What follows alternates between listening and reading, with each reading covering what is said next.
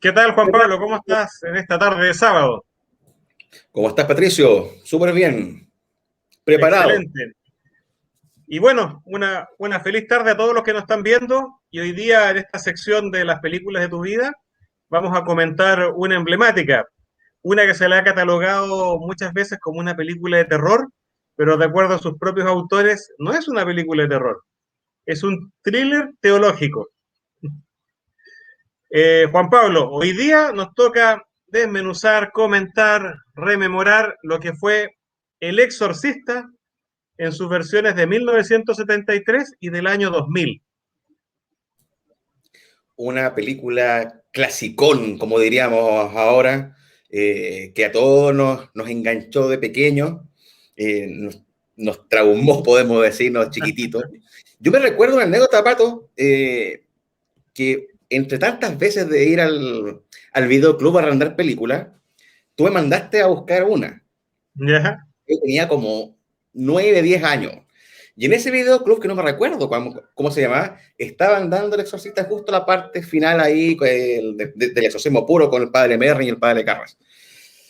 Y quedé ahí, pero con los pelos de punta, cabrón chico. Tiene que ¿Ya? haber sido Videoclub del Norte, tiene que haber sido Sí, alguno de esos videoclubs que habían eh, a fines de los 80 o mediados de los 80, porque sí, yo creo que esta película, la primera vez que la vi en un VHS. sí. ¿Ya? Y tiene que haber sido aproximadamente por allá por el año 84, ya, por ahí. Digamos. Ese fue como la época en que la vi. Recordemos que el Exorcista es de 1973. En Chile se tiene que haber exhibido por primera vez por ahí por el año 74, 75. Van con un Y año fácil, después sí. solamente se podía ver cuando aparecieron los videograbadores. Así que Cuando estaba en efectivamente sí, tenéis que haber tenido más o menos esa edad. Eh, los dos teníamos que haber estado cabros chicos y me acuerdo que en alguna oportunidad la arrendamos en VHS para ver este peliculón del que todo el mundo nos hablaba, sobre todo los adultos decían que no había que verlo. Era la película prohibida, así como La Tentación de Cristo, de esa onda, era la película prohibida para los cabros chicos ver El Exorcista, porque, wow, como bien decías tú, todos la consideraban una película de terror puro, y que poco menos se tenía que meter el diablo dentro tuyo, se le veía ahí, ¿cachai? Entonces, estaba como vetada ahí, ¿ya? Bueno, y fue Pero parte también de la campaña publicitaria que se hizo en Estados Unidos para el lanzamiento, ya que incluso se dio a conocer que durante el rodaje habían existido 9 muertes, hubo un incendio en el set y varias cosas más que ocurrieron detrás de bambalinas que se las vamos a comentar en este especial de hoy día. Y eso hizo que la película tuviera esta fama de ser de alguna manera una película prohibida. Recordemos que hasta antes de la década del 90, el contexto social, cultural también estaba muy marcado por el catolicismo. Hoy día, si lo ves en el siglo XXI, en el año 2021, la impresión, digamos, la opinión que la gente tiene de la Iglesia Católica es muy distinta. ¿Ya? Hoy día tú hablas de eso y te refieres dentro de la cultura popular a los casos de abuso, ya ha caído mucho descrédito.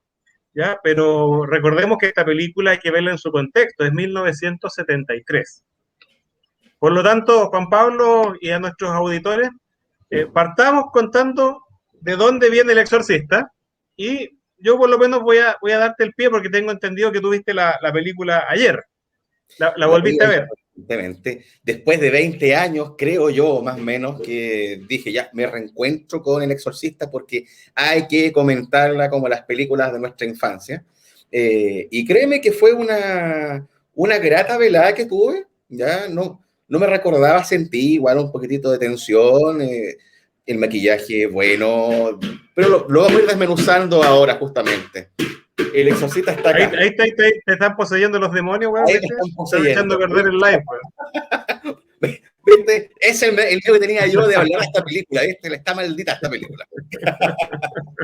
Oye, Ya, mira, volviendo al tema del exorcista, ¿de dónde nace la idea? ¿De dónde viene la película? Ya, la película viene de una novela que la escribió William Peter Blatty. ¿Ya? William Peter Blatty era un escritor de comedias. Él escribía comedias. ¿Ya? De hecho, una de sus películas más famosas, de los guiones más famosos que tiene William Peter Blatty, es Un disparo en la oscuridad. que fue una película de la saga de la Pantera Rosa, protagonizada por Peter Sellers, ¿ya? Donde interpretaba al inspector Clouseau. Entonces, era un tipo que venía del humor, ¿ya? Ahora, él dice cómo se decide escribir El Exorcista, esta novela de que él describe como un thriller teológico, ¿ya? Es porque estaba sin pega, estaba sin plata. Entonces dice, voy a escribir una novela, una cosa así como de terror gótico, y después se empieza a decantar por algo un poco más realista, porque en su juventud él vio a través de los medios un caso muy famoso que fue el exorcismo de la ciudad de Maryland en 1949, cuando William Peter Blatty estaba en la universidad. Entonces, él se acuerda de ese exorcismo, buscó en ese tiempo en las hemerotecas, pues, bueno, o sea, no había internet, pues, bueno, ¿ya? Entonces buscó los diarios de esa época de Maryland, ¿ya? Y fue y encontró esta historia del exorcismo de un muchacho que le había pasado todo esto por jugar con una ouija, ¿ya? Y después atribuían a haber jugado con la ouija que él desarrolló una serie de enfermedades, ¿ya? Pero dentro de esas enfermedades había una situación muy particular, que a lo mejor tú la vas a recordar. Le aparecían mensajes escritos en el cuerpo, ya como en El Exorcista, cuando aparece Help me, ayúdenme. Y él se basa en esa historia que la había escuchado en su juventud y había leído estos reportajes para escribir la novela El Exorcista. De ahí viene, de ahí viene, digamos, todo el contenido, el guión. Ahora, ¿qué es lo que hace William Peter Blatty? Él lo que dice es, voy a ir y voy a vender esta novela a los estudios, pero siempre y cuando el productor de la película que hagan sea yo. ¿Ya? Entonces logró ser un Rocky, pues, bueno, porque el Rocky logró vender su guión y que él A lo los tomaran de jóvenes. protagonista, ¿cierto? Y en este caso él se quedó de productor, por lo tanto él se autoasignó a la tarea de buscar un director para su película. Exactamente, tal cual como tú lo dices. Y fue tan así el compadre a vender su obra que William Friedkin enganchó al tiro. Recordemos que William Friedkin venía de Contacto en Francia, ¿ya? Estaba oscarizado, porque bueno, había ganado recién Oscar Sí, pues, por Contacto en Francia. Jim Hackman había ganado también el Oscar ese año exacto. por Mejor Actor por la misma película. Y por lo tanto, William Friedkin en ese momento estaba súper hot. Estaba calientísimo el hombre, estaba acá arriba ya, ¿cachai? Ya. Por eso dijo, leyó y vamos, compadre, le dijo. Me interesó, me enganché con el guión, hagamos, vamos adelante. Y de Y ahí viene justamente, toda la parte. y justamente cuando William Peter Blatty, además que los dos se llaman William, pues, bueno. Sí, Entonces, pero le decían William Peter William. Blatty pasa el guión que él tenía, que había hecho de su propia novela, a William Friedkin. William Friedkin lo toma y le dice, esta weá no sirve, esta weá no sirve, esta weá no sirve, esta weá no sirve. Y le hizo pedazo el guión, weón. Le sacó lo medular, le sacó todo lo medular que él tenía en mente que se podía proyectar en una película. William Friedkin llegó, compadre, chao. No, no, Yo, no, no, yo hago mi pinta, bueno. claro. Bueno, Ya, pero ahora, así como para hacer la introducción, William Friedkin venía del mundo de los documentales. ¿Ya? Él hacía documentales, por lo tanto, por eso tenía este estilo de filmar que era muy realista. Por eso Contacto en Francia fue un éxito, porque esta lucha contra la droga que se daba en las calles era muy realista. Las persecuciones en autos no eran como las de Bullet, por ejemplo, sino que eran absolutamente descarnadas, una cosa que te transmitía la velocidad, que tú pensabas que efectivamente eso podía estar sucediendo. Y por esa razón, William Peter Blatty pensó que William Friedkin era el indicado para darle realismo a una trama que podía fácilmente ser tomada a la ligera y motivo de risa. bueno, y recordar que William Peter Blatty ganó el Oscar por el mejor guión adaptado de El Exorcista. O sea, fue tan así que el tipo logró lo que él quiso. Sí, pero También. tuvo que entregar la mitad a William Friedkin, pues si William Friedkin le hizo Claro, cagar el guión. Pues. fue el Oscar dividido ahí. El Oscar dividido. Pero más allá de la película, Pato, yo creo que si las personas se ponen, como lo que hablamos en otros comentarios anteriores, escuchar la banda sonora de las películas, uno la asocia de inmediato, ¿no es cierto? ¿Quién no asocia la melodía del Exorcista con ese Tubular Bells. Tubular Bells, ¿ya? Pero muchos quizás no saben que Tubular Bells es un disco de rock progresivo de Mike Oldfield. Po. ¿Y tú Quizás, sabes cómo Tubular Bells terminó en la película? ¿Cómo terminó la película? Coméntanos.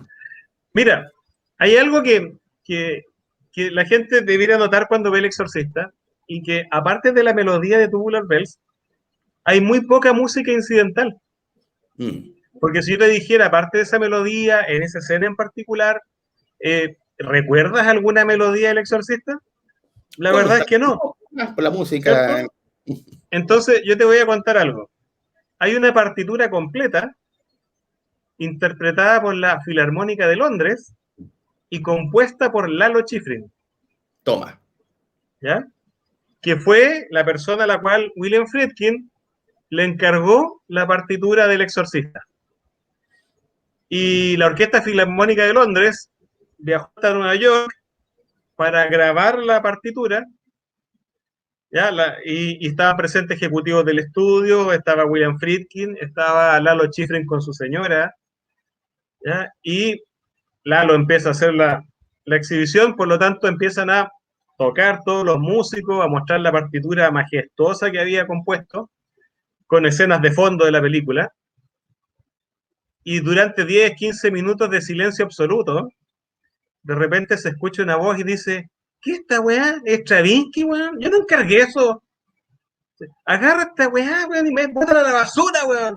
¿Cómo te podéis gastar 6 meses en esta weá? Estoy atrasado, weón, esta no es la música que te encargué. William Friedkin era un tipo de temer, weón. Era un gallo medio loco. ¿Ya? En ese tiempo él lo mismo reconoce que era un tipo, pero muy volátil. Mandó a la cresta a Lalo Schifrin.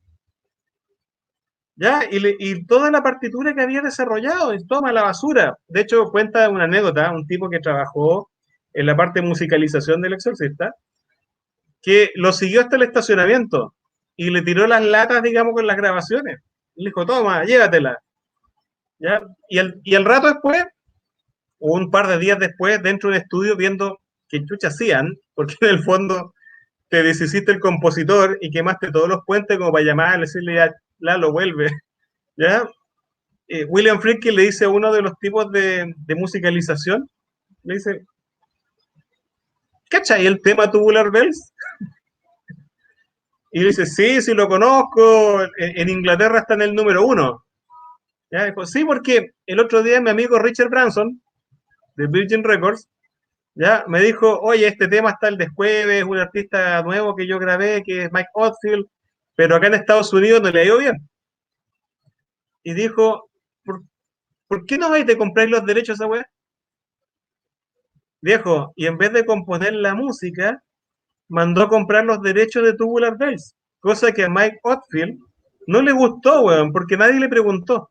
Obviamente ¿Ya? que no. Entonces Virgin Records se lo vendió Warner Brothers, y Warner Brothers, con toda la producción del Exorcista, se ganan un Grammy, weón. ¿Ya? Y el Grammy se lo gana no Tubular Bells, sino que un tema que se llamaba Tema Central del Exorcista, weón. Y que era el mismo tema, weón. ¿Cachai? O sea, Mike Oldfield se ganó un Grammy, weón, y ni siquiera lo había pedido. ¿Ya? Y resulta que tenían solamente ese tema y después contrataron a un tipo que un par de años después iba a ser una de sus bandas sonoras más importantes, que es Jack Nietzsche. Jack Nietzsche, después, en 2 años, en el año 75, hizo la música de Atrapado sin salida. Un ¿Ya? peliculón. Otro Otro peliculón más. peliculón. Pero si tú ves El Exorcista, la partitura de Nietzsche también se ocupa muy poco, Mm. extremadamente poco, porque casi todo lo que hay en la banda sonora de esta película son sonidos, Mm. son Sí. Foley artists, que se llaman los artistas de Foley, son sonidos. Por ejemplo, cuando vemos a Max von Sydow como el padre que Merrin en el desierto de Irak, y se Sí. ve esta toma donde se enfrenta Pazuzu, digamos, la estatua de Pazuzu y él, y se El escucha un sonido. zumbido de fondo, Sí. ¿ya? Ese zumbido son unas abejas dentro de un frasco de mermelada, Y ahí sale ¿ya? Nicolas Cage. ¡The Beast, no! Son así como en el hombre de mimbre, son unas abejas dentro de un tarro de mermelada que las sacudieron un poco y pusieron un micrófono. Sí. ¿Ya? Y lo mismo cuando él, Bernstein, recorre el entretecho buscando los famosos ratones, y esos Mm. ruidos que se sienten Mm. son unos hámsters dentro de una jaula, que también le tomaron el sonido. Por lo Bueno, tanto, tal como tú señalabas, la banda sonora de Exorcista es algo único, algo único porque se originó de una manera única. Sí. Y de hecho, hay escenas, la que tú mencionaste cuando está en el ático, la mamá va con la vela, situaciones muy interesantes que las vamos a comentar ahí, pues. Hablaste tú de la madre cuando sube al ático con la vela, viendo si están estos ratones por este sonido. También tiene una interesante trasfondo, ¿ah? Que lo vamos a conversar más adelante, porque son dos en el fondo que para mí, cuando lo supe, fue demasiado impactante igual. Y no sé qué hubiese hecho en el lugar de los actores si me hubiese pasado a mí. Pero más adelante vamos a verlo. La escena que tú comentaste recién, cuando la mamá sube al ático, ya a ver este sonido como de ratón y va con la vela, tiene un trasfondo también muy interesante, una anécdota muy buena, que esa la vamos a contar más adelante porque no sé qué hubiese hecho yo si hubiese estado el papel de los actores ahí. ¿No es cierto? Hablemos un poco del casting, ¿qué te parece? Me parece, entremos. Mira, partiendo un poco por la novela de William Peter Blatty, él cuando se plantea escribirla, dice, yo quiero que la protagonista sea una mujer. Mm, Entonces dice, mira, no la voy a hacer dueña de casa, porque se va a ver vulnerable, ¿ya? No quiero que sea una persona común y corriente, que se puede interpretar como que ella se está imaginando estas cosas. Tiene que ser alguien que sea como empoderada, digamos, una mujer que sea la jefa de hogar. Volvemos a recordar que estamos en el año 73. mm. Entonces él empieza a pensar, ¿quién podría ser y cuál podría ser la ocupación de Chris McNeil, que es el personaje protagónico? Sí. Y mira para el lado y dice, se parece a mi amiga, ¿ya? Y él basa el personaje en su amiga Shirley MacLaine. Si ustedes recuerdan, Shirley MacLaine es una actriz conocidísima, ¿ya? Mm. Por lo tanto, él basó el personaje de Chris McNeil en Shirley MacLaine. Y acá donde viene la elección de los personajes principales, digamos, el casting principal, y cuando parten por la primera opción para interpretar a Chris McNeil, el estudio, ¿sabes a quién quería? A la Audrey Hepburn. Quería a Audrey Hepburn, pero también querían a otra que había rechazado el papel sin ni siquiera leer el guión, ¿ya? Y que dijo que la verdad que por el puro título y las primeras tres hojas pensó que iba a ser una mierda, por lo tanto no le tiró mayor pelota, es Jane Fonda.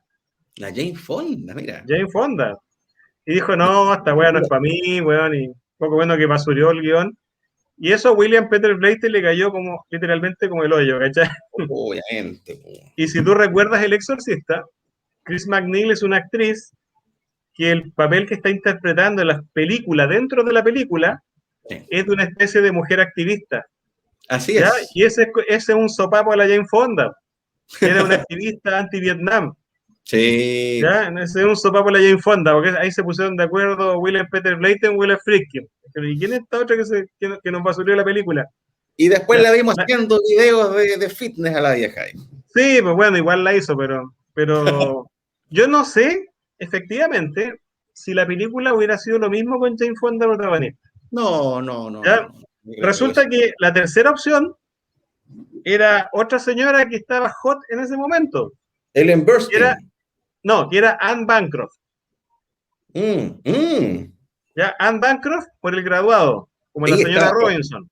Sí. ¿Ya? Y resulta que había otra actriz que no estaba para nada hot, que venía de Last Picture Show, Ujú. ¿ya? De Peter Bogdanovich, que era Sí. Ellen Burstyn.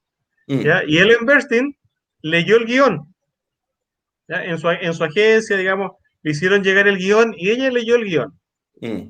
Y personalmente llamó a William Friedkin. Y William Friedkin le atendió el teléfono, conversaron y le dijo, yo quiero hacer ese papel Mm. porque esta película literalmente dejar la cagada. Sí. ¿Ya? Entonces, en las memorias que cuenta de la película William Friedkin, él nos dice que se dio cuenta que Ellen Burstyn era muy inteligente Mm. porque veía más allá de su papel. Ella vio la película como un todo y dijo, esta película va a ser revolucionaria. Sí. Entonces se obsesionó con decir, yo tengo que estar ahí. Mm. Ese es mi papel. Sí. Y William Friedkin iba viajando a Nueva York a ver a una de las otras actrices que tenía que hacer la audición a una de las actrices que quería el estudio y que no se sabe si era Audrey Hepburn, como dices tú, o era Anne Bancroft. Claro. ¿Ya? Y él llegó a la audición y justo esta actriz estaba en un gimnasio, Mm, estaba haciendo ejercicio y mm, la vio y dijo, no, esta no es la Chris McNeil. ujú. Y llamó a la Ellen Burstyn y ahí dijo, ¿sabes qué? Este papel es tuyo. Toma, ven para acá el tiro, bueno. Y yo creo que fue un muy buen casting. Sí, de hecho, de hecho. Bueno, siguiendo ahí, vemos el elenco femenino, ¿ya? Porque vimos ya a la mamá, Linda Blair. Yo ayer, como te dije, la vi con mi familia y te puedo decir que quedé, pero como anonadado con la actuación de Linda Blair, que de hecho ganó el Globo de Oro, ¿ya? Porque una actuación totalmente soberbia, hombre. Porque tú le compras el papel de la niña inocente y después el papel de una niña que está Que está poseída. poseída. Claro, entonces vemos ese cambio ya camaleónico, ya entre la dulce niña y después la niña ya con el maquillaje completo, perdida, ya, y la interacción con los adultos es muy buena. Tú compras la actuación de Linda Blair al 100%. Yo creo que Absolutamente. otra niña, no sé si hubiese resultado tal cual como el papel de la mamá. Desconozco. Tú sabes que Linda Blair hacía comerciales. Sí, Ella era de Nueva York y hacía comerciales. Y la agencia de talentos que la tenía y la representaba ella, presentó para El Exorcista aproximadamente entre 30 y 40 chicas para el papel de Regan. Pero no presentó a Linda Blair porque decían que tenía un look demasiado inocente y demasiado amorosito como para esa película.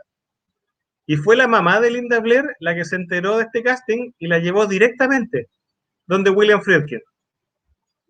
¿Ya? Y el director lo que le gustó precisamente fue eso, fue este look de niña inocente, ¿ya? De preadolescente, pero por otro lado, cuando la entrevistó, la puso a prueba para darse cuenta si ella era lo suficientemente estable emocionalmente. Y ahí se dio cuenta que sí, que podía rodar ese tipo de películas con esta niña.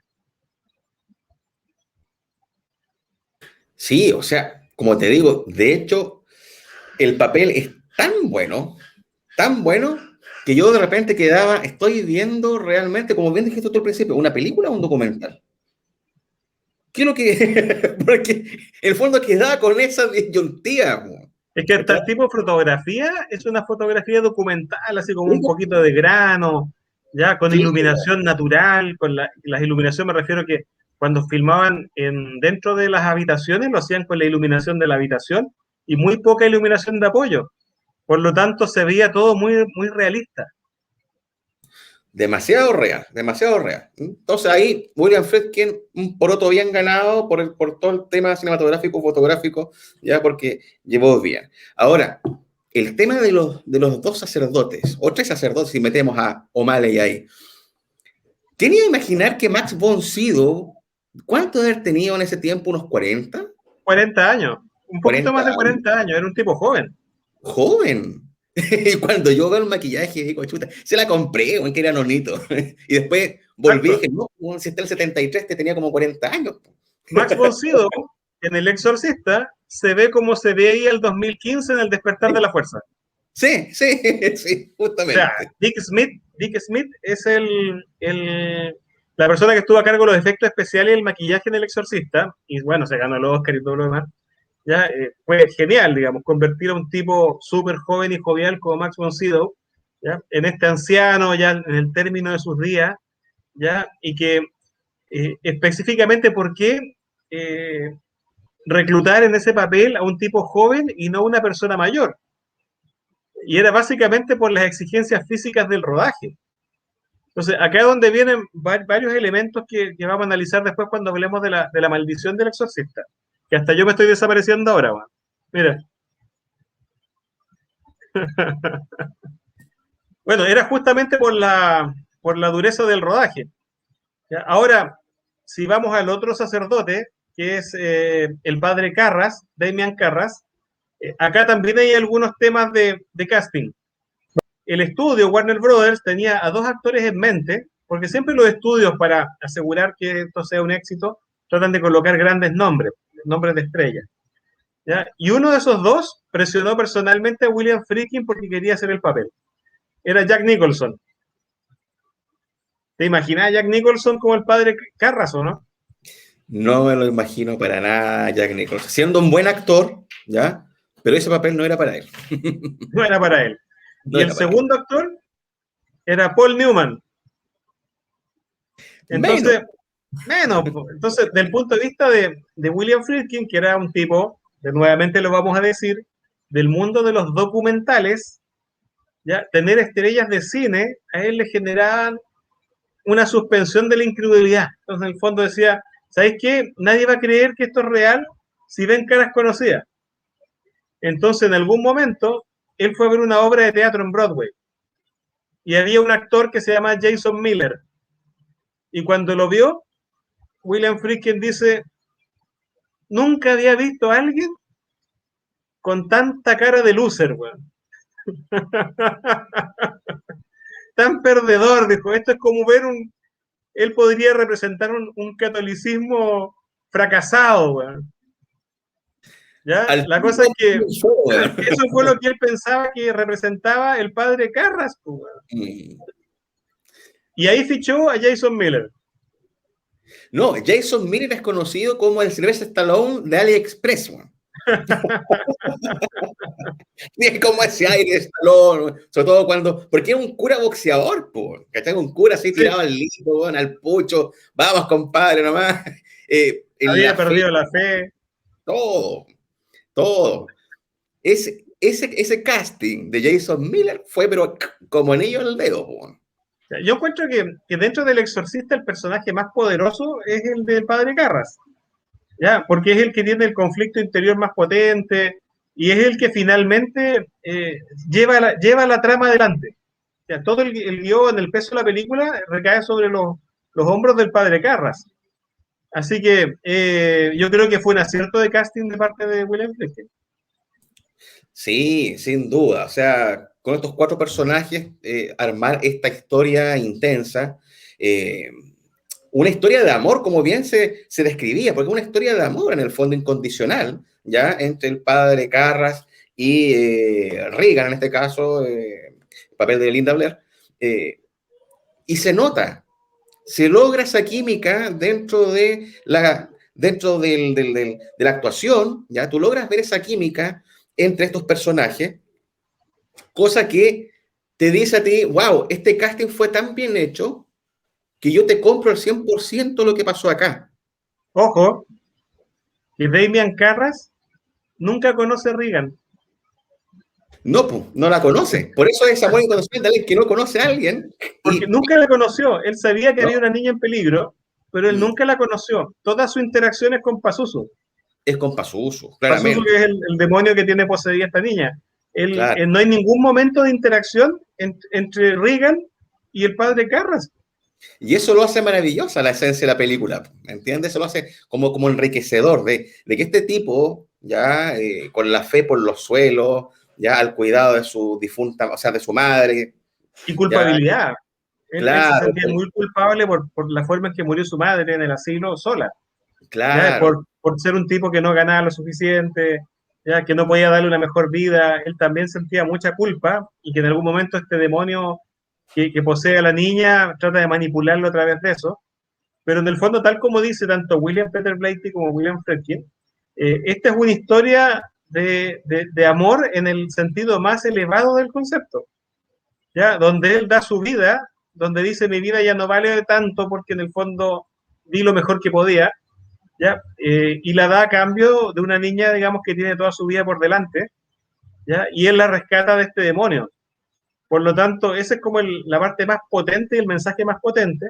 Recordemos que esta película no tuvo ningún baneo de la Iglesia Católica. Todo lo contrario, en la película aparecen dos sacerdotes católicos reales. Sí, justamente los tenían dentro para que dieran todo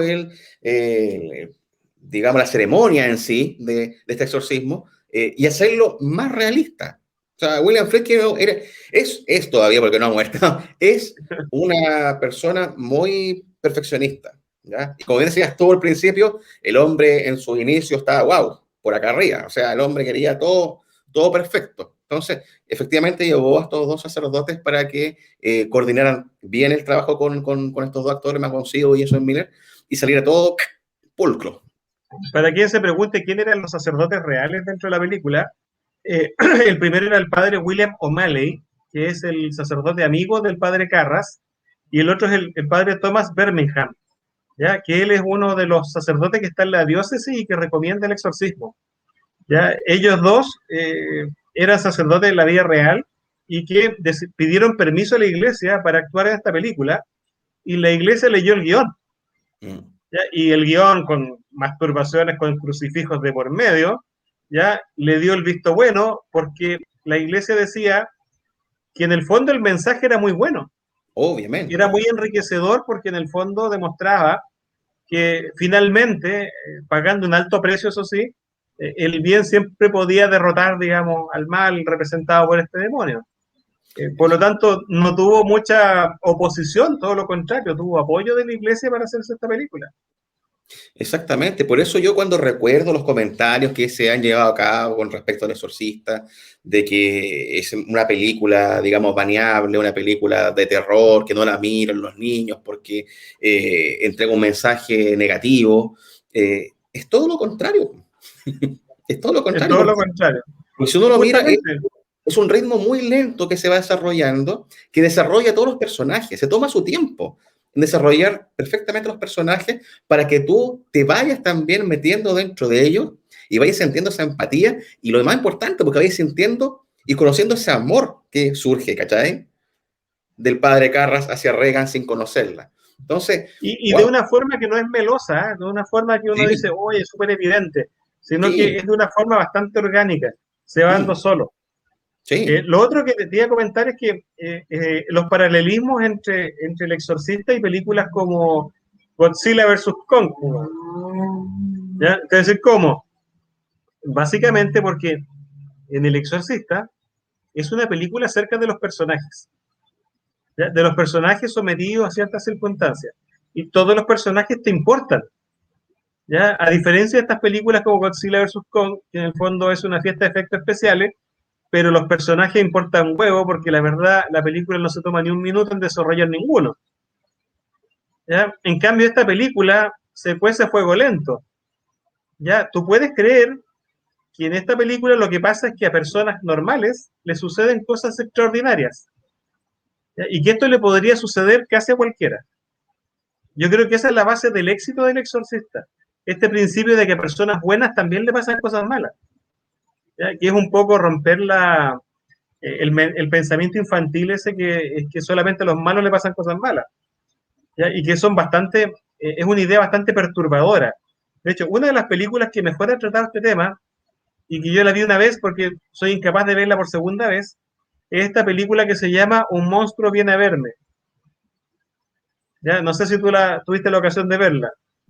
sí, sí, sí, la vi esa película, sí, sí. ¿Ya? Esa película, lo invito a que la vean, es para verla una vez. Y la verdad es que después de esa película no te vas a sentir muy bien, pero toca temas bastante adultos de una manera que es comprensible incluso para gente muy, muy joven. En El Exorcista pasa algo parecido. Te Exacto. preocupas de los personajes.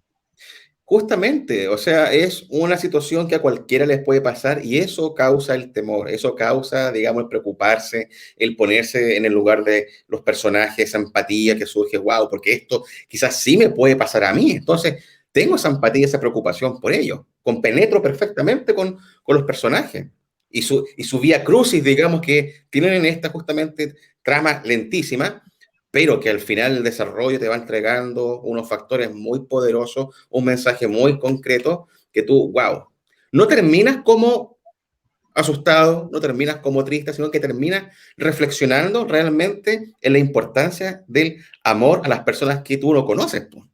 Exacto. O sea, ¿cómo tú puedes hacerlo en base a tus principios? ¿Ya? Y en base a estar inmerso en esa situación. Pero como te decía, claro, Carras no conoció nunca a Regan, Merrin tampoco. Ellos sabían que tenían que salvar a la niña.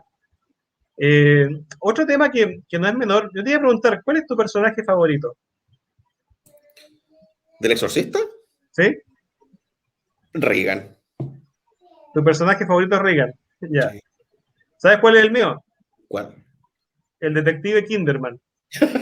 Porque era un cinéfilo número uno ese. Es imposible que alguien como yo no se identifique con el detective Kinderman. ¿Ya? No. Este papel fue interpretado por el actor Lee Jacob.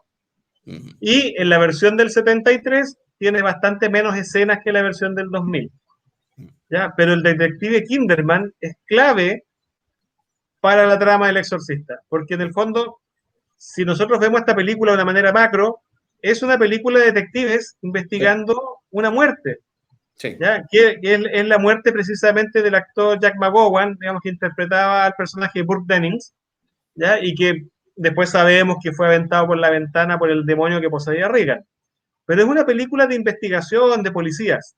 Y el detective Kinderman, un hombre solitario, no se cuenta mucho su background, ya con ciertos años, pero en el fondo es un viejo peliculero, ¿ya? Y a él le gustaba mucho el cine, entonces siempre andaba buscando amigos para ir al cine porque era una persona sola. Pero yo creo, y es lo que yo siento, digamos, el detective Kinderman está en esta película para representar realmente a las personas buenas, ¿ya? Él es la persona buena de corazón. ¿Ya? Si todos los personajes tenían de alguna manera ciertos demonios, ciertos tormentos, ¿ya? Por ejemplo, el padre Merrin, ¿ya? Y su recuerdo del exorcismo en el que había fallado en África, que lo atormentaba, el padre Carras, el más atormentado de todos, Chris McNeil, la protagonista, que está lejos de ser una persona perfecta. ¿Sí? Ahí había un tema de alienación parental también, pues, ¿sí? Y también ocultaba al padre de Reagan, le ponía un poco la proa, digamos, por no reunirse con ella. Ya tenía sus dos lados, es una persona muy humana. Pero el caso del detective Kinderman, si tú lo ves, es un tipo que en todas las escenas está con una sonrisa, que hace un poquito fuera de lugar, ya con muy buen ánimo. Es esas personas buenas que te encuentras en la vida cada cierto tiempo. Y en las escenas eliminadas, ¿ya? En las escenas eliminadas estaba justamente la escena final de la película, que es cuando el padre O'Malley, el amigo del padre Carras, se encuentra con Kinderman y Mm. Kinderman lo invita al cine. Sí. ¿Ya? Y citan la frase de la película Casablanca. Dice, Mm. creo que este es el inicio de una hermosa amistad. Sí. Porque durante El Exorcista, el detective Kinderman invitaba al padre Carras al cine y le metía conversa y quería ser su amigo. Y Claro, finalmente esa amistad perdura al final, pero con el padre O'Malley. claro. Entonces dice, bueno, Carras dentro de todo El no nuevo está tan Carras. muerto, digamos, por lo menos el espíritu de él está en esa amistad y está en esa Exacto. niña, digamos, que ahora tiene la oportunidad de vivir. Exacto. Un paréntesis, Patricio, porque tú mencionaste a Jack McGowan. Y un paréntesis. Yo cuando lo vi, no pude desasociarlo con el gran personaje que tuvo en La Danza de los Vampiros, el profesor Ambrosius. The Vampire Fearless Killers, Pero ¿ya? La qué danza de los personaje, vampiros de Roman ¿eh? Polanski. Sí, ahí es Un donde hace una versión personaje cómica de Van Helsing. de Van Helsing, sí, pues entonces cuando lo veo ahí actuando, era imposible no colocarle el mostacho y el pelo blanco y ver al profesor Ambrosius ahí El trabajando. profesor Eso, Ambrosio. Era un director de cine medio borrachito, ¿ya? De origen judío, por algo se peleaba con el mayordomo de Chris McNeil, que era alemán, ¿ya? Y que ahí había como una especie de engaño del guión para pensar que podía ser el mayordomo el que estuviera detrás de la muerte de Burke Dennings. Pero yo creo que fue una muy buena actuación. Y para que tú sepas, Jack McGowan murió durante el rodaje del Exorcista. ¿Ya? En lamentablemente. total hubo 9 muertes. Una fue la de Jack McGowan y la otra fue la del hermano de Max von Sydow. Mm, Entonces, todas estas leyendas que se decía que se quemó el set, después decían que hubo 9 muertes, y en una entrevista Max von Sydow lo explica muy bien. Él dice, sí, dice, porque un rodaje por lo normal dura 90 días, 120 días, y el rodaje del Exorcista tomó 15 meses. mm. Ya, dijo, por lo tanto, durante 15 meses era altamente probable que total, toda la gente que trabajó en El Exorcista fueron más de 800 personas. Dijo, Claro, ibas a tener algunas muertes en ese periodo de tiempo. Y exacto. lo mismo que el incendio, ya, y algunas otras cosas que pasaron. Pero ¿por qué se demoró esta película 15 meses en rodar? Wow. Básicamente por las ocurrencias de William Friedkin. Es que, como decíamos, muy perfeccionista, cambiar aquí, cambiar allá, innovar. También recordemos que el codirector, en este caso no me recuerdo, pero innovaron varias técnicas ya de Sí, filmación. ¿Mm? Entonces, eso llevó tiempo en probar. Bueno, lo vamos a ir conversando ahora, pero, por ejemplo, los tubos donde tira el vómito Reagan, eso también se innovó ahí, se probó ahí hartas veces. Cuando cae, digamos, este psiquiatra que Reagan ahí le agarra los que te dije, también la cámara lo sigue. la cámara lo sigue, ya dentro de una silla. El plano, ese plano secuencia para seguir a las personas también, mediante arnés. Eso lo hicieron con una especie de columpio, Sí, ¿ya? Y da el mismo efecto de lo que hoy día es la filmación con cámaras sí, Steadicams. ¿Ya? En sí, ese tiempo no existían y ellos lo que hicieron fue colgar al camarógrafo en un columpio para obtener un efecto similar al de una Steadicam. exacto. Y bueno, Fueron innovadores. Sí, y, no, sí, y todo esto con el objeto de no cortar tanto los planos y que no se perdiera este función. efecto de documental. Y la tensión misma, pues. Y no olvidar, Patricio, que también se demoró porque no grabaron en Georgetown en la casa misma. Claro. Tuvieron que construir en New York en los escenarios de la casa, ¿ya? Porque ahí sí que podían manejar la luz de buena forma. Entonces, eso también conllevó tiempo No, y en las escenas del frigorífico, la escena porque las frigorífica. escenas del exorcismo se filmaron dentro de un frigorífico, ¿ya? Para poder generar el efecto del vapor saliendo de la boca. Pero ese Sí, efecto lo podían hacer solamente un rato, porque después con el calor corporal, las luces de la iluminación, la temperatura subía y se perdía el efecto. Y había que claro. volver a enfriar el set y volver a filmar. Por lo tanto, lo que podrían haber filmado en una semana se multiplicó por 15 meses. Claramente, po, claramente. Y dejando para el final las tomas en Irak, que también llevó tiempo, po. El general, las conexiones, el permiso con la embajada de Irak, ¿cachai? También llevó su tiempo. Por eso lo Podría dejaron. haberse filmado en cualquier lado y haber dicho que era Irak, pero el hombre era tan perfeccionista que... Claro, ya Sí, vamos para allá. en Estados Unidos tenía varios desiertos y ponía ahí una cosa de fondo y decía que es Irak, pero No, porque no, él tenía que filmar en Irak. Era William Friedkin, pues si el ¿No? Y hombre. William Friedkin, yo creo que es el momento de empezar a contar unas anécdotas sabrosas del rodaje. Mm, ¿Ya? Y yo creo que la principal y la que todos recuerdan es el famoso vómito verde, sí, ¿ya? Y que efectivamente es puré de arvejas con Quaker. sí. ¿Ya? Y que tenían en el estudio tenían un galón de 25 litros. Y a la niña, en este caso fue a Linda Blair y también a su doble, Sí. ¿ya? Se le colocaba un dispositivo dentro de la boca que se ocultaba con maquillaje Mm, y que lanzaba el vómito a presión, mm, ¿ya? Pero si ellas cerraban la boca, el vómito se devolvía hacia la garganta. claro. Por lo tanto, tenían que estar con la boca abierta durante todo el proceso de filmación de esas escenas, ¿ya? Y cuando filman la escena donde Reagan vomita al padre Carras, hacen unas pruebas con una especie de bazooka, Mm. ¿ya? Y le tiraban esta salsa de arveja, digamos, en el pecho a Jason Miller, Y con un ¿ya? Y le bonito cambiaban la ropa, lo probaban, etcétera, entonces se la tiraban en el pecho. Y cuando van a hacer la toma definitiva, ¿ya? William Friedkin se acerca, digamos, lejos de Jason Miller y le dice a la doble de Linda Blair y al especialista de efectos especiales, y le dice, apúntale a la boca, weón. y se ve eso en la película. Sí, weón, apúntale a la boca, weón. Pero callado. Entonces él da la orden y dice, ok, y apúntenle al pecho, ya, para que caiga en el pecho. Y tú, fíjate, Jason, que cuando te caiga en el pecho te tienes que limpiar. Y lo engañó, pues, weón. Entonces, cuando se ve en la película, que lo pillan hasta con la boca abierta y le tiran, porque el especialista le dice a William Friedkin, le dice, sí, pero resulta que se está enfriando ya la crema de arveja y le están saliendo grumos. Asquerosa, weón. Le dice, compadre, apúntale la boca nomás, weón. Vamos a hacer la toma. ¡Pum! Y le pegan el cañonazo y le achuntan, po, weón. Y eso se ve en la película. Fue en pleno hocico, un pum, y Se se ve en ve, la pues, película. y hacen Claro, el igual se lo corte llega ahí. como a tragar y Sí. después quería puro pegarle un combo en el hocico al William Friedkin, po, weón. Eso No, también lo dice Jason Miller en una entrevista. Friedkin era muy kubrickiano, en ese sentido, así bien, bien maquiavélico, po. Porque Bueno, también hay una escena cuando tiran a la Ellen Burstyn, en la escena de la masturbación. sí, Reagan golpea a la Ellen Burstyn y para exagerar el gesto, digamos, de que ella sale despedida, le ponen un arnés con un cable, sí.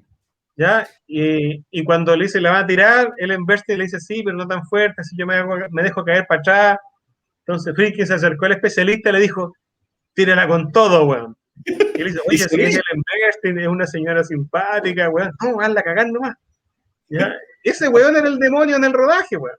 no, ese era el sumerio mismo, weón. Bueno, si tú ves la toma, se ve cuando ella cae de espalda y se pega en la cabeza, weón, Oye, en el guardapolvo atrás en la ventana, es un ¿ya? Y porrazo, la cara de dolor, weón, es porque terminó en el quiropráctico, weón.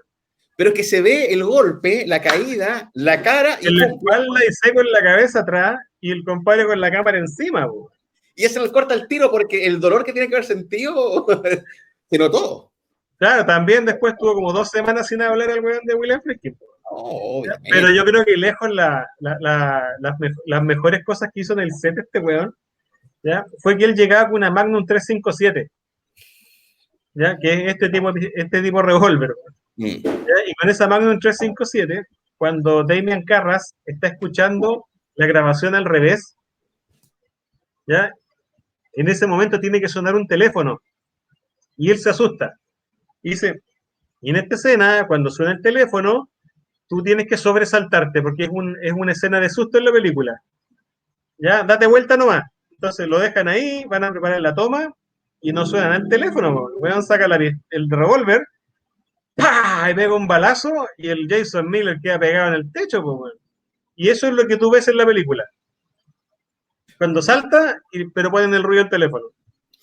Bájenlo de allá, bájenlo de arriba de Jason Miller, porque se Oye, nota. Juan Pablo, yo creo que todas estas cosas se dan por una coincidencia. Nuestro primer película de tu vida fue de Tiburón, Sí, ¿ya?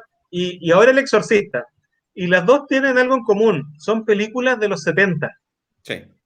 ¿Ya? Y yo creo que esa fue una de las décadas más maravillosas para el cine norteamericano. Es que tenías muy buenas ideas, muy buenos factores externos de los cuales tú poder tomarlos y llevar a cabo un guión entretenido, un guión absorbente. Tenías buenos actores, tenías muy buenos directores. Eso no hay que olvidarlo, ¿ya? Porque por ahí parte toda la esencia. La calidad de actores que había en ese tiempo, en los 70, finales de los 60, principios de los 70 en adelante, era una calidad de actores muy buena, de directores muy buenos, ¿ya? Eh, Hablando de William Friedkin, en este caso, que venía con Contacto en Francia, que es un peliculón de peliculones, ¿ya? Claramente el tipo venía, ¡pum!, ascendiendo, ¿ya? 2 años más tarde, llega un joven Steven Spielberg a dirigir esta película que conversamos, Tiburón, y que, bueno, yo digo, no lamentablemente, sino, wow, que le ganó en presupuesto, digamos, En taquilla. en taquilla al Exorcista, ¿ya? Pero es consecutivo, como bien dices tú, por los 70, 73, El Exorcista, 75, Tiburón, y de ahí ya vienen todas las demás. 77, La Guerra de las Galaxias. 77 Guerra de las Galaxias, pues, entonces, 78 Rocky, 76. 76 Rocky, 76 Rocky, creo que el año 79 fue Encuentro Rocky cercano 2, al tercer tipo.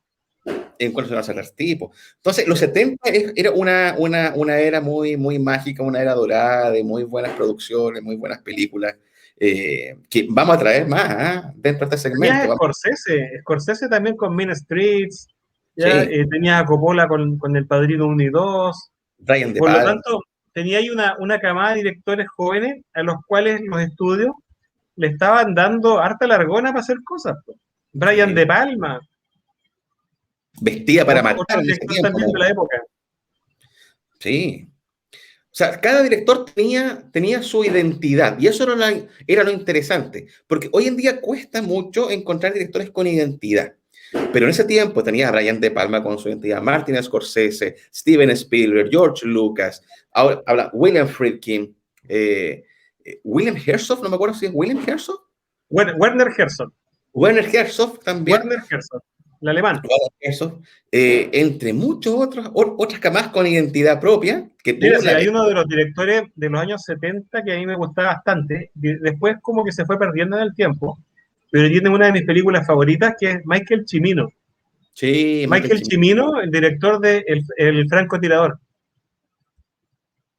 ¿Ya? Fue una película genial, yo creo que una de las mejores películas que se han rodado de la experiencia de los veteranos de guerra. También está en Vietnam, digamos, pero aborda todo el tema del estrés postraumático de una manera brutal.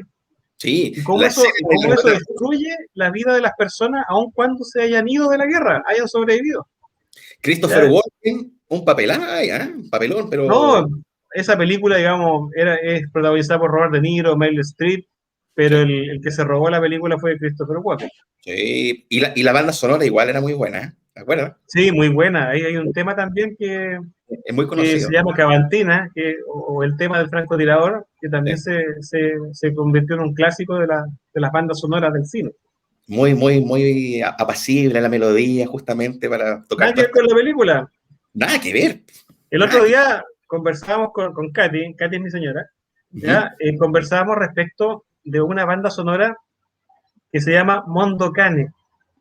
Y la película se llama Mondo Cane, Perro Sí, Mundo, y el tema central se llama More, se llama Más. ¿Ya? Y Mondocane era una película italiana, un documental que mostraba pura brutalidad y atrocidad detrás del mundo, en filmaciones reales, ¿ya? Pero el tema central era un tema precioso, digamos. Así que si quieren, búsquenlo en YouTube, ¿ya? Las películas Mondocane de la década del 60, 70, y el tema central que se llama More, y de más. hecho, últimamente, bueno, hace ya unos 10 años creo, Mike Patton, vocalista, ex vocalista de Faith No More, o vocalista todavía, de Faith No More, él tiene un proyecto llamado Mondo Cane, donde él ¿Ya? canta las canciones en italiano, ¿ya? Y hace un ¿Ya? repertorio de canciones de esos años, ¿no? También para que los que quieran buscarlo en YouTube, Mike Eso yo Patton. lo voy a buscar porque no lo conocía.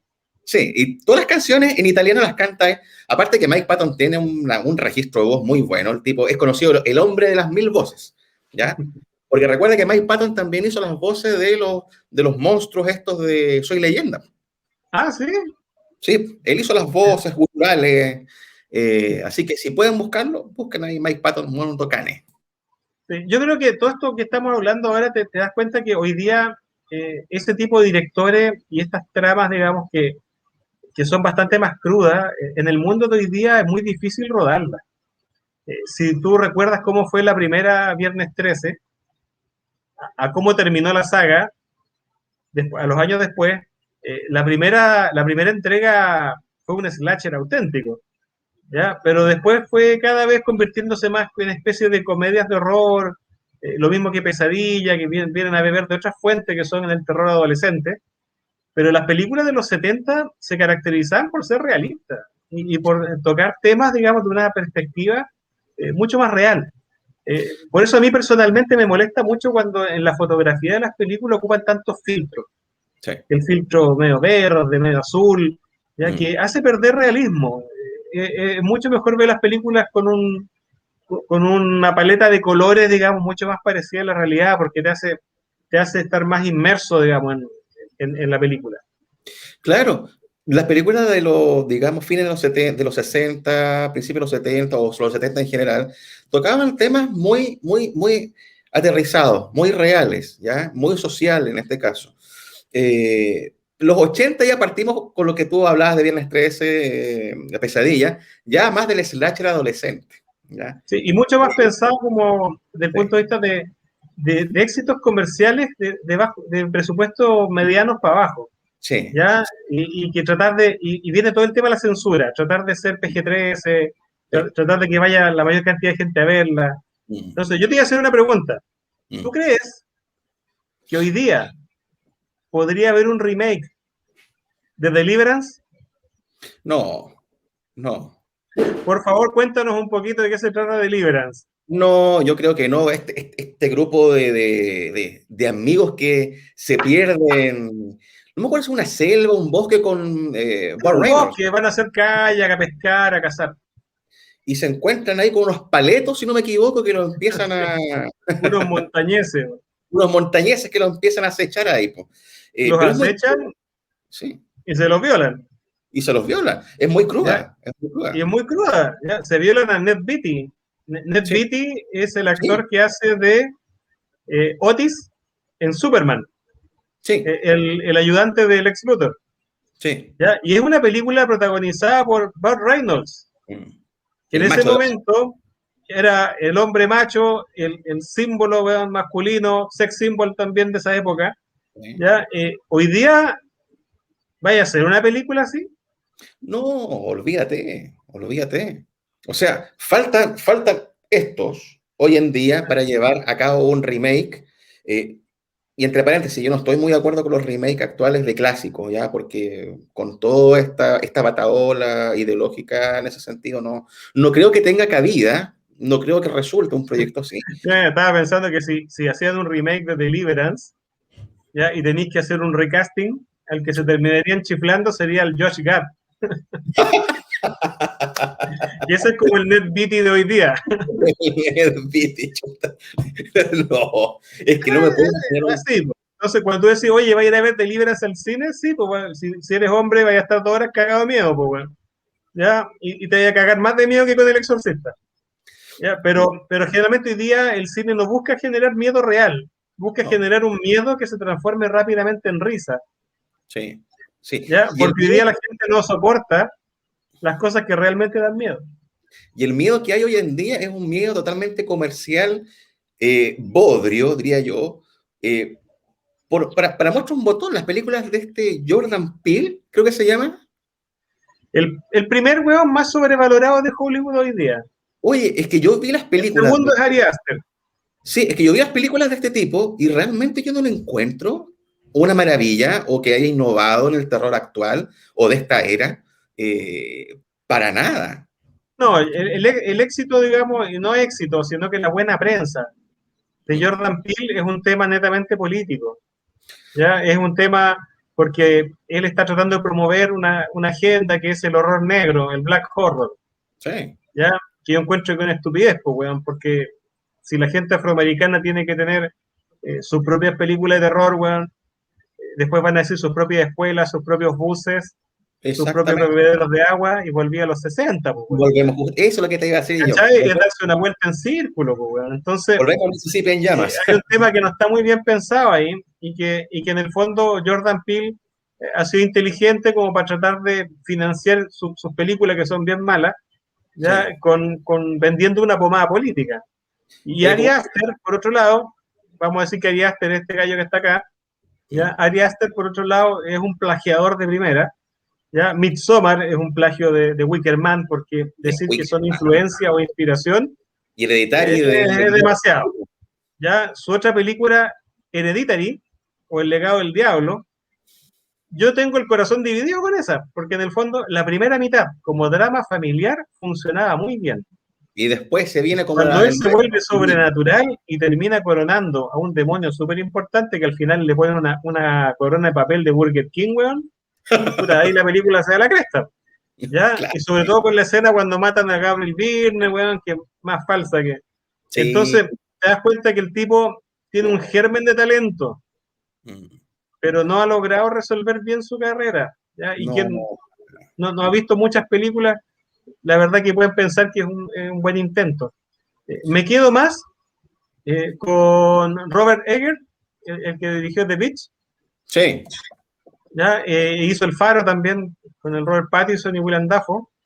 sí, Por ese lado, digamos, pero tampoco logran, porque no es un problema del director, ¿ya? Es un problema eh, de nuestra sociedad.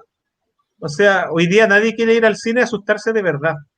sí, Ya, la sí. gente quiere ir a entretenerse, entonces tienen que asustarte un poquito, pero no asustarte de verdad, pues. Y en los 70 te asustaban de verdad. De verdad. Yo creo que ahora con esos directores que tú mencionabas, quieren hacer como una copia, no sé, de Darren Aronofsky, ¿cachai? Copiarle ese slow piece de las películas que tienen, pero Y que todos se lamentablemente, creen autores, pues. claro, el tiro se le va por la culata, netamente. O sea, Se creen autores. ya Se no creen hay... autores. Mira, yo creo que la productora Blumhouse está Mm, sacando cosas interesantes, pero no va en la misma línea de lo que nosotros hablamos. Por ejemplo, no, el remake del Hombre Invisible, yo lo encontré bastante potable, bastante bueno, porque es una adecuación correcta para el siglo XXI. Sí, ¿ya? No es lo mismo, tampoco es la gran película, weón, sí. pero en el fondo fue novedosa, ¿ya? Ujú. Fue novedosa, y creo que va como en línea correcta. Si tú dices, oye, voy a reciclar monstruos viejos, yo creo que está bien. Esto me hace acordar un poquito a la versión del Hombre Lobo de Mike Nichols, con Jack Nicholson, que se llamó Sí, Lobo, la vi hace ¿ya? como un mes atrás esa, con Michelle Pfeiffer ¿Ya? igual. Y que esa se trata no específicamente de hombres lobos, ¿ya? Se trata de qué pasa cuando tú sacáis las garras, po, weón. Sí, En el mundo corporativo es una metáfora completa la película, porque con ¿ya? David Entonces, Spade ahí, pues, claro, entonces tiene todo este tema de los hombres lobos, pero tú estás cachando que ves la película y dices, sí, pero acá no me están hablando de metafórico, hombres lobos, es ¿ya? metafórico. Acá me están hablando qué pasa cuando tú realmente sacáis el animal que tenía adentro y te empezáis a defender. Y en un Sí, entorno moderno, en este caso era una empresa, ¿ya? Donde tenías todos los personajes, pues tenía ahí el macho alfa, tenía ahí el lobo viejo, la hembra joven, ¿ya? sí. Entonces, es una metáfora bien profunda. Si la quieren ver, Lobo, yo creo que en su tiempo no fue comprendida. Muy buena película. Yo la volví a ver, como te digo, hace como 2 meses atrás. Buena, muy buena película. Recomendable para aquellos que les gustan justamente las películas metafóricas y no tantos bodrios supuestamente Sí, metafóricos de hoy en películas día. que te lleguen a hacer pensar un poquito.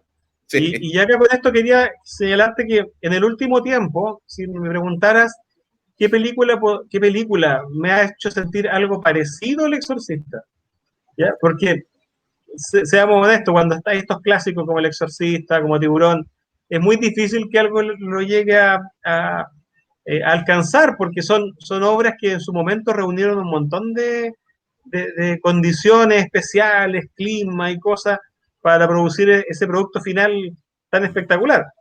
Pero yo creo que en el último tiempo, la que más me ha llamado la atención ha sido el Babadook. Sí, sí. Oye, es que la actuación del cabro chico, créeme que daban El ganas de Babadook, mandarle. esa fue dirigida por una mujer, ¿eh? Sí, sí, sí, sí. Sí, También es esta muy niña. metafórica. También es muy metafórica esa película. Está muy bien ligada dentro de la metáfora. Es ¿Ya? que por eso asusta, po, weón. Sí, sí. ¿Ya? Por eso asusta, porque en el fondo te estás planteando cosas que son difíciles de aceptar. ¿Ya? Y que venga un slasher, weón, y veamos la muerte más espectacular que la otra. Esa es pega para el compadre de efectos especiales. Pero Pero no. realmente plantearte un tema inquietante, ¿ya? Es lo que te puede provocar ese miedo. Por ejemplo, hay otra película que es de los 80 y que no es de terror. Pero yo digo, hoy día las madres, las mujeres que son madres ahora en el siglo XXI y que tienen niñitos pequeños, yo no sé si han visto La decisión de Sofía. Ujú, ¿Ya? La decisión de Sofía, papelón de la Meryl Streep, ujú, ¿ya? Es una película que se resuelve en su título en 20 segundos de película. mm, ¿Ya? Ella es una prisionera para el holocausto, una prisionera en un campo de concentración mm, de los nazis. mm. ¿Ya? Y cuando la van a subir al camión, ella iba con sus dos hijos, con la niña y con un niño. ¿Ya? Y el nazi le dice, puedes llevar uno solo, el otro lo va a matar acá. Mm, Elige. Y la película se llama La decisión de Sofía. Y mm. el gallo le pone la máquina y ella tiene que decidir y automáticamente dice, llévate a la niña. Entonces, eso es para pararte los pelos, weón. Es que ¿Cachai? justamente la Pero sí, oye, película, no es tanto el nazi, weón, criminal, es ella que bajo la presión y el instinto de preservación y pensar en una fracción de segundo, ¿quién tenía más probabilidad de sobrevivir? Tiene que elegir al hijo. mm, ¿Ya? Entonces tú dices, oye, hazme esas películas ahora, weón.